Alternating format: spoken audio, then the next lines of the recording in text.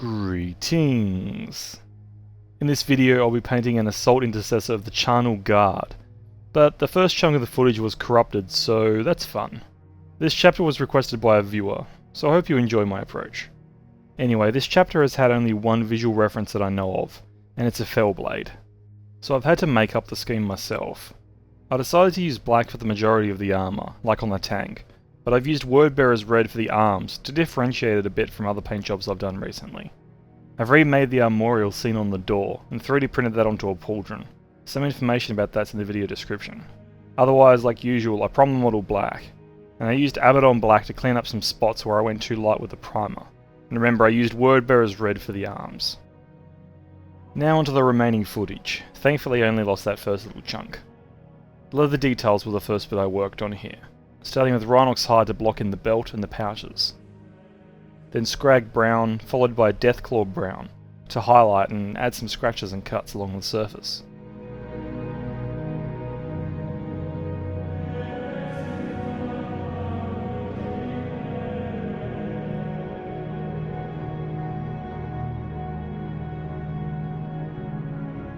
For the gold details, I decided to use Sycorax bronze, as it's fairly close to the colour used on the reference image. I painted in the Imperialis, the pauldron trims, the chainsword pommel, and the Poland trims with this colour. I briefly switched to Mephiston red to paint in the eye lenses and the wrist lights, as well as to base coat the little background behind the skull on the armorial. This way I wouldn't need to go back to Sycorax bronze later to clean up. Having done that, I went back to Sycorax bronze to finish painting in the previous parts, whilst also doing a light pass to hit the raised edges on the 3D armorial. At this point I went back to Wordbearer's red to clean up a bit, and to paint in some missed armour bits on his right arm.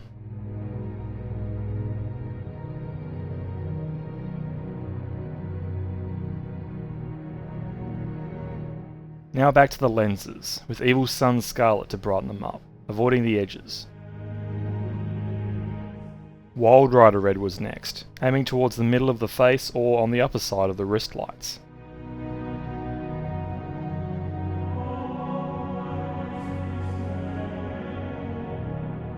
Finally, Lugganath orange was used in a small dot in the centre of the built up area.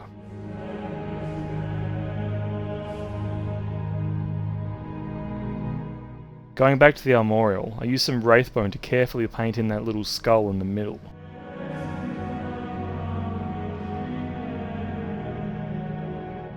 Now onto the silver metallics with my usual recipe.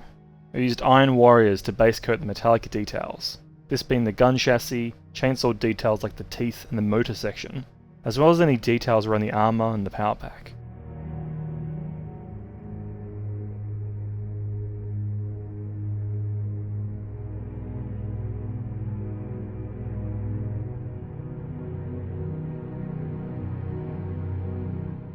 I briefly switched back to Abaddon black to clean up the chainsword and some of the undersuit details, before moving on to Runefang steel to highlight all of the silver detailing, as well as painting in any rivets around the model, like those on the power pack and the heavy bolt pistol.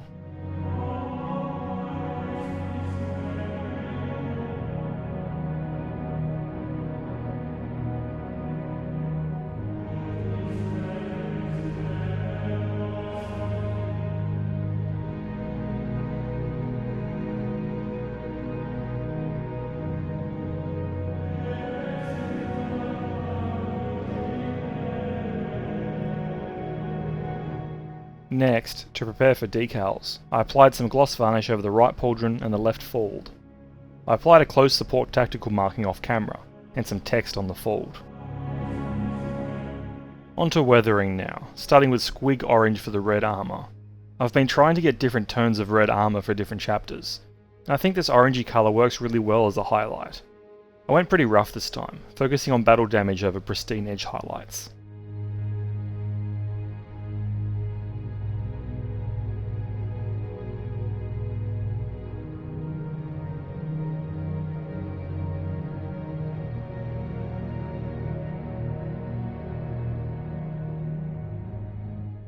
Next, I tried the same approach for black armour, starting with Skavenblight Dinge, again using highlights that look like chipping.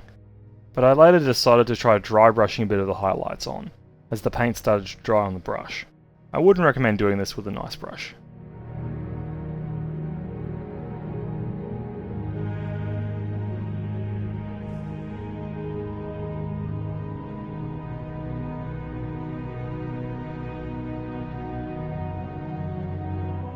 In an attempt to get stronger battle damage and tie in the black armour with the red, I used Stormvermin fur to apply a deeper layer of chips over both the black and the red damaged bits, as if it was reaching the ceramite underneath.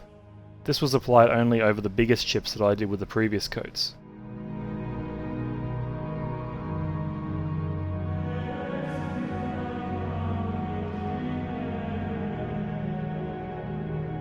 Finally, I used AK Interactive's Sepia Paneliner, an enamel product, pretty much all over the model to get a dirtier finish, and to darken the recesses.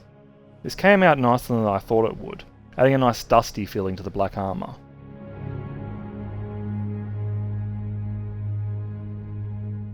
After I was done with the enamel, I left it to dry for a few hours before applying my usual basing method, painting the base rim black with a paint marker, and sealing everything in with an ultramatte varnish.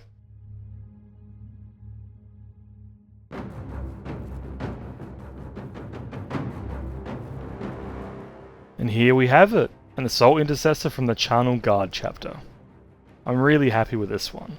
I had very little to go from in terms of what the chapter actually looked like, so hopefully you think my approach is nice.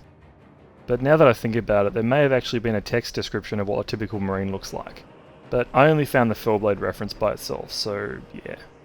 I also specifically didn't look for fan-made scheme interpretations, deciding to adapt the tank reference in my own way. Hopefully you guys like the outcome of this, and I'm sorry that I lost the initial chunk of that footage.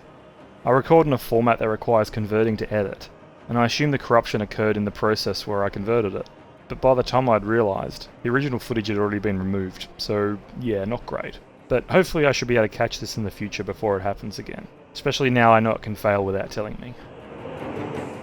But going back to the paint scheme, I really like how the armorial came out. I've had this guy ready to paint for about 6 months now. I built it up a little bit after I got the request initially, and I'm still impressed with how well my printer handled the intricate design for that armorial. Seeing it painted is really nice too, with all that detail standing out. Either way, that's all I've got for this one. I'm going to be putting this guy in the Blood Angels chapter playlist, despite the grey area behind that connection. But anyway, I hope you enjoyed this one, and that you'll stick around for the next one.